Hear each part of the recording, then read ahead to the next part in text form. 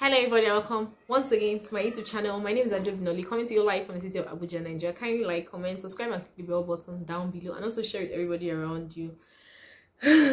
How are we doing today? The 28th day of March 2020. Like, this self-isolation is no longer funny. I'm almost losing my mind. I've just spent one day at home and it's no longer funny. It's not like I don't spend some days at home. I do, but having this thing in mind that, oh, I cannot go out, even if I have to go out, I have to be conscious of where I go and all that, is making me go mad gradually. But I'm fine. I am fine. I'm not yet mad. Don't think it like that. But it's no longer funny. Like, it's not funny at all. I cannot understand why children, when you tell them sit one place, they're actually very restless about it. So going back to the video, today I'll be doing something different. I'll be reacting to the trends of yesterday, 27th March. Yesterday, 27th March was, excuse me, a buzz. Everywhere was just on fire. Fire. You go to Twitter, you see they are either dragging somebody.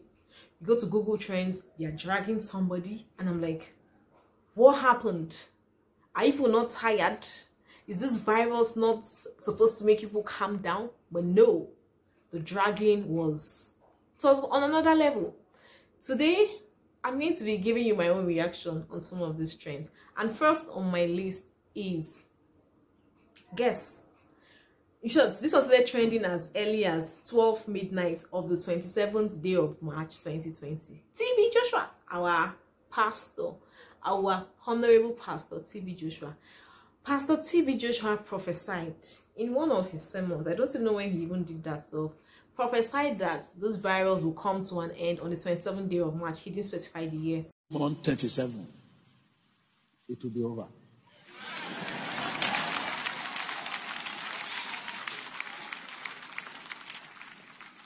By the end of this month, whether we like it or not, no matter medicine they might have produced it to cure whatever, it will go the way it comes. If it is not medicine that brought this to the war, medicine. So let's assume it's not 2020. Let's assume it's 2030. You get. So people dragged him. Like, Pastor, it's 27th day of March. Like, from 12 midnight. Maybe you just clicked, boom, 12. People started, Pastor Joshua, how far? How far? This virus still deal. What I thought you said 27th day of March, and people are like, no, that is not what he meant. He meant that 27th March. He did not specify the year, so people should calm down. Some other people are of the view that, why are you now angry? You're in the physical realm. This one is in the spiritual realm. The calendar for spiritual realms are different from that of the physical realm. So why are you angry? And then people just kept dragging him. Just drag him. And I'm like, Pastor, why are you trying to chase unnecessary clouds? Why are you trying to look for attention where it's not necessary? I wonder why these pastors do this. And I think it's so unfair. It's so unfair on your congregation when you try to do these things. If you don't get the prophecy, for crying out loud, heaven and earth will not come down when you don't prophesy. It doesn't make sense. You prophesy and you think, okay, I don't know, do you think that this prophecy, or you think, okay, we prophesy 27th, or let's say we prophesy 1st April, that 1st April everybody will die, and then they will not live to see if your prophecy came to pass. I don't understand why people actually do most of these things. Pastors in quotes, please, I think pastors, it's not by force, not be by force make you prophesy, you get. Thank you. The second trend of yesterday was about Ajax player Abdelhak Nouri. Hope I did not murder your name. I'm so sorry about that. Well, this Ajax player had been in coma since July of 2017. So July 2017, 2018, 2019, and then 2020. That is 2 years and let's say 8 months. He has been in coma and he just gained consciousness. Like, how good can our God be? Awesome, right? Yeah, he had been in coma after suffering a cardiac arrest in 2017 while he was playing a pre-season match with one other club like that. So far, the brother has said he's recovering, he's at least he has gained consciousness. Not like he can talk or walk, but at least he raises his eyebrow, which is a good move and good step. We thank God for that. And his fans have been there for him. His former club too have been there for him. So I think it's really good. It's really encouraging. I thank God for his recovery so far. Yeah, it's amazing. It shows that God is alive. Like, God is alive. And then the question came up. I said, let me ask my followers, my subscribers, my family, how far? Come, let me ask. Let's use, okay, reverse this case if you're a guy. I'm going to give the example as a lady, but reverse this case as a guy. As a wife, my husband is in coma. I'm not married though. I'm using as an example. My husband is in coma, and then the doctor comes to me and like, okay, this is looking like he might gain consciousness. He might not. It's a 50-50 thing. Should we leave him on life support or should we take him off? And then me as the wife, I'm like, you know what, let's just take him off. Let's not just make him suffer any further. And then somebody from nowhere, like a total stranger, not like he's a family member. Okay, you as the wife, it's not like you don't have the money to keep him alive. You're stinking rich. Like, I'm stinking rich. Like, I'm rich like that. So you now say, okay, no, take him off. You have the money. It's not like money is your problem. Money no be problem. Then a total stranger, not like he's a family member, from nowhere now comes and like, no, leave him on life support. I'm going to foot the bill. That's the stranger is the one saying, I'm going to foot the bill, no matter how long it's going to take, no matter how many years it's going to take. Leave him on life support. Now, if you're a doctor, what will you do? If you're the wife, what will you do? If you're a guy, reverse this case. Like, reverse this case. If you're the husband, what will you do? For me, personally, let me give my own answer. If I am the wife, I'll be ashamed of myself. Like a total stranger is coming to be or to stand in or to be there for my husband. I'll be ashamed of myself. And because I have the money, not like I don't have the money, that is why I'm saying take him off. I'll be ashamed of myself. So if you're the doctor, what will you do? I don't know. I think doctors have those rules and regulations that govern such thing. But if you're a doctor, will you break such rules and regulations? Let's know in the comment section if you're a doctor. And if you have a friend who is a doctor, please ask the friend this question and also leave it in the comment section. I'm really, really interested in the answer I'll get from doctors especially. And then please react as the wife and then react as the husband as well. Let's move over to the third trend. The third trend of yesterday is Toyota Camry 2020. Guess what? Our lawmakers have acquired the Toyota Camry 2020 edition, which is estimated to be about $23,000 to about $31,000. Please, can you clap for our lawmakers? Like, don't they deserve an accolade? For doing nothing, they get a Camry, a 2020 Camry. 400 lawmakers, and then we are currently in a situation, or the world is currently in a situation where the virus is actually sweeping people, killing people, and Nigeria as it stands is estimated not to have about 500 ventilators, and then our lawmakers have acquired the 2020 Toyota Camry. Can someone please help me balance this thing, because it's not balancing in my head. Your country does not have up to 500 ventilators, and then you go ahead to acquire 400 brand new Toyota Camry 2020. I'm not saying 2000 or 1989, or I'm telling you 2020, like the current, the latest. That is what they acquired. That is what your lawmakers acquired. And some lawmakers have denied the fact that they've not received it. And I'm like, okay, you've not received your own, but some others have received their own. Why are we like this? Currently, the healthcare system of Nigeria is in a mess. We do not have the facilities to take care of us Nigerians if this virus spreads. Currently, we do not have the facilities to even carry out tests on people to know if they're actually positive to this virus. And then we have leaders. We have leaders who we elected. Did we really elect them? Let's assume we elected them. Whom we elected into power, buying, acquiring the latest vehicles. Please, if you get this virus, how do you intend to drive these vehicles? It's not like you can go to another country to get treated. You're stuck. Like, you're stuck with us. The good thing about it is that the rich, the poor, the middle class will suffer it. So why can't you just try and help yourself, help the middle class, help the poor as well, and get the facilities we need in this country. It's really alarming. It's not like this fast. It's not like these ventilators are quite expensive. I heard it's about $11,000, and then these vehicles are like $23,000. That is for one vehicle. One vehicle can give us like 3 ventilators. So why can't we do that? It's alarming. It's sad that we're actually in this situation right now. The fourth thing that trended is almost like is similar. Is about the British Prime Minister Boris Johnson. Is that his name? I can't even remember. Well, he has tested positive as well. And why? It's not like he's a special kind of person. Yeah, he's a special kind of person.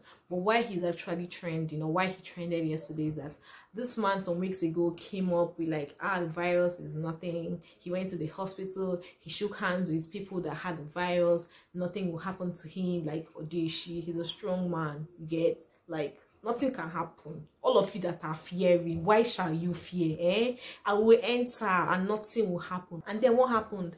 A Google Enter Express, and our Boris Johnson has tested positive to the virus. Yeah, like, how can you be so careless? How can you be thinking like, why would you be thinking in that manner, if I will ask? So he tested positive, and everybody started dragging him. Like, drag him very well. Drag him. Just keep dragging him. Like, who does that? How do you play with your life like that? He said, okay, he has not started getting the symptoms, but he just tested positive and he's in self-isolation. Please and please, stop trying yourself. Everybody, be you white, black, whatever, stop trying yourself. This virus is real. Be careful, like, be very careful. Please, before I continue this video, please, I'm very sorry if you hear so much noise at the background. I have children around who are playing ball. So please, that's what we get, self-isolation. Everybody is busy doing one thing or the other. So please, I'm sorry about the noises you will hear in the background. Back to the video. Moving on to the next thing that trended yesterday is this is not a Nigerian, but this guy dragged our president. Kai. I don't think anybody has ever dragged President Buhari like this. Like, this guy, something must have happened. Is either this guy fought with President Buhari in the dream. Short, I don't know. No other than Imam of Peace, an Australian. No, he's not an Australian. I think he resides in Australia. I don't even know his history, but this guy dragged our president. He dragged him to stupor. Like, in my mind, I'm like, okay, what went wrong? Who is this guy? Why did you bring up Nigeria? Like, how did Nigeria come to your mind? What happened? Please, can you explain to us who offended you? Like, he dragged the president. Even got so bad that even the special advisors to the president came to attack and started calling him names and started saying, okay, if he really gave good information, why did he block them? And then our Imam of Peace now came and said that he didn't block anybody, that rather they are the ones that blocked him. And I'm like, okay, special advisors, please, can you come and answer this? Like, answer us, please. And why is he dragging the president? As we all know, the state of the country is in a mess. The president has not spoken to us about this virus since the start. I think he has spoken to us only once, and everybody wants to know the whereabouts of the president. If I may ask, please, where is your president? You know that when we were still young, when I think it's Cyril Stober that will say, okay, where are your children? I think that is by 9 o'clock. So now I'm asking you, where is your president? I'm looking for him. Can someone tell me where my president is? Like, my honorable president. I need to see my president. Can my president please address us? Everybody is looking for Mr. President. So we've spoken, and I think we are getting tired of talking. And then an imam came to speak on our behalf. You know what? How? Maybe, just maybe, when TB Joshua spoke about that prophecy, maybe he meant that 27th March, someone will come and speak on behalf of Nigerians. Could that be? Maybe. You see, if you don't used to calculate this thing well, that was what TB Joshua meant. And people were saying it is the virus that was going to come to an end. No. Yes, I'm smart like that. That was what I'm trying to interpret his prophecy. I'm now a prophetess. So please, if I say anything as a prophetess as I am, it's better take it like that, because I'm the new prophetess. Prophetess Adobe Nali. How about that? So maybe that was what he meant, that and Imam will come and speak on behalf of Nigerians. And now he's speaking on behalf of me. I know the funny thing, he's still dragging our president till today. And I think, Imam, is okay. Calm down. Calm down, calm down. Yes, you've dragged him and you've represented us very well. Calm down first. Let us try and see whether he will answer us small. Then if he does not answer us again, you can drag him for as much as you want to drag him. We are solidly behind you. But drag him small, small. Yes. Thank you. The next thing that trended yesterday was Chioma Davido. Chioma Davido trended yesterday. According to Davido, they came back from Atlanta. Him and his crew, about 30 of them, came back from Atlanta and decided to go for a test, even if none of them showed symptoms of this virus, but he decided to just take them for tests. And it turns out that Chioma tested positive to this virus. Only her.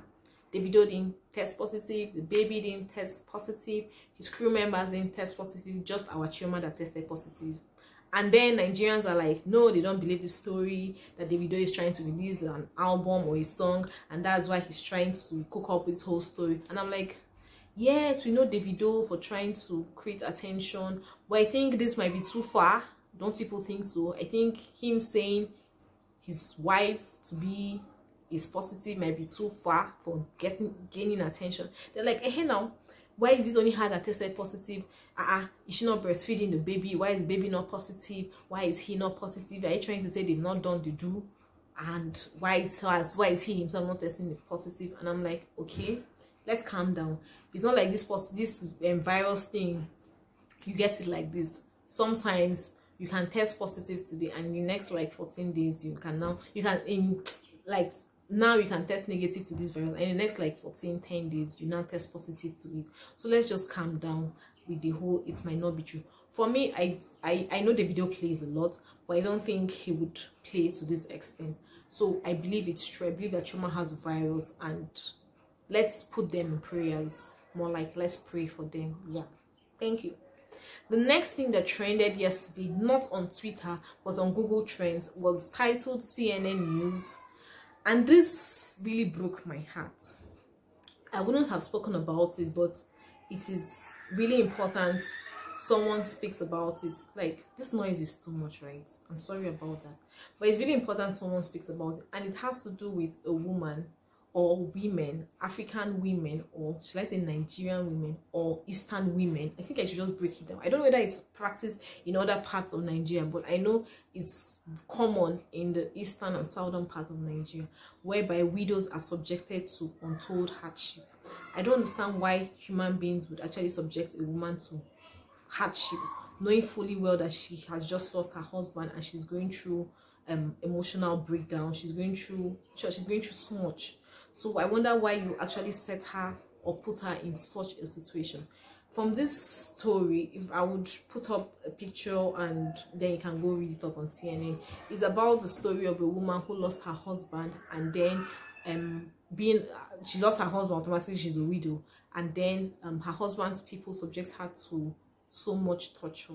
They first go ahead to cut her hair, she has to shave her private parts, and then they get to burn her hair and the clothes she's wearing, and they now ask her to bathe on top of those things that were burnt, and she has to bathe naked.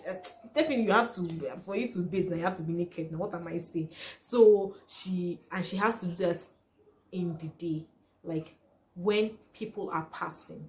People saw her naked having her bath, and I'm wondering, why would people do such a thing?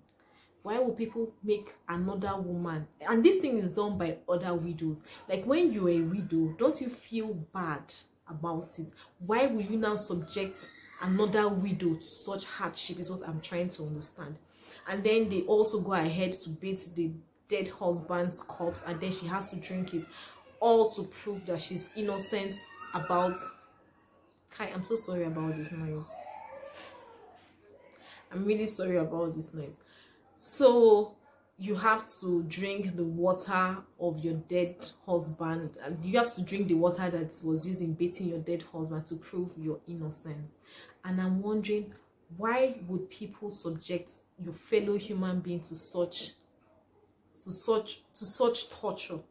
I don't understand why we actually do. I don't know why that tradition is still being practiced in so many parts of the eastern region of Nigeria and so many parts of the south part of Nigeria. I know that there's a bill that is being worked upon in order to banish such traditions. I don't know why it's taking so long, or I don't know that it's even been passed, but it's not been implemented yet. I'm not very sure about this very well, but I think the government needs to come up and try and do something about it. And please, if you're a woman, you have children, I think you should, and you know the kind of village your husband is from, you know the kind of people he has, I think first and foremost, I think you need to educate your children, because when such a time comes, it's your children that can speak up for you. It's your children that can go and report the case to the police. I also heard again that sometimes when you go to report the case to the police will turn around and say it's a family issue, and as such they cannot do anything about it. I think the law enforcement agencies need to do something about this tradition. It is not a nice tradition. How do you put a woman through such torture? She's trying to overcome, or she's trying to get over the loss of her husband. You go ahead and take over her property. It's even worse if the woman in question does not have a son. The husband's family come over and take up all her properties. Even sometimes, even if she has a son, they still go ahead and take up all her properties. How do you expect her to train the children? And sometimes again, after this is done, they go ahead to tell the woman to marry one of the husband's siblings so that she can still remain in the family. Like, who does this? How did we even get to this mess in this century? Like in this year 2020, people still practice such traditions. It is really, really pathetic. It is really annoying. Like, people still do such a thing. And I think in this CNN news thing, they gave her an option. Like, if she doesn't marry any of the husband's relative, she has the option of marrying her son, and she went ahead to marry her son. Like, you married your son. I can't take it. Like, I can't take it. And if you don't get to do this, you'll be abolished from the village. And that is why so many people go ahead with it. You know what? Abolish me from your village. I don't care. You don't hold my life. You don't even give me air. See, we need to do something about this particular tradition. It's time we brought it, or it's time we bring it to an end. You can't keep subjecting women to this kind of torture. After you think a normal woman will want to kill her husband? You think a woman will want to be a widow? Like, I'm trying to understand it. Even if the marriage is not, even if they're not even happy in that marriage, you still think a woman will want to be a widow. Do you know what it means having a husband? You go here, okay, Munyenka, this person's wife, and then you now think she's the one that killed the husband. Like, please, you yourself, can't you even think it? Okay, what if you die? Is this how your wife will be treated? Do you want your wife to be treated in this manner? Men, widows as well, older widows, please. I think we need to put an end to this, and I think it's only the government that can actually enforce it. Law enforcement agencies, please, if these cases are brought to you, please and please, this is human rights we are talking about here. There's nothing like it's a family issue or it's not a family issue. Go on and handle this case. It is no longer funny. I've read this thing several times, and I'm still surprised that nobody is saying anything about it. Please, we need to put this thing to an end. Thank you once again for watching this video. I know it was really noisy. Please bear with me. Thank you for watching my video. Hope you enjoyed it. If you want me to be reacting to trends of maybe the week, I cannot be doing this every day. I'm sorry. If you want me to be reacting to trends of the week, let me know in the comment section and I'll see what I can do about it. Thank you once again for watching my video. Have yourself a lovely day and happy self-isolation. Bye. Take care.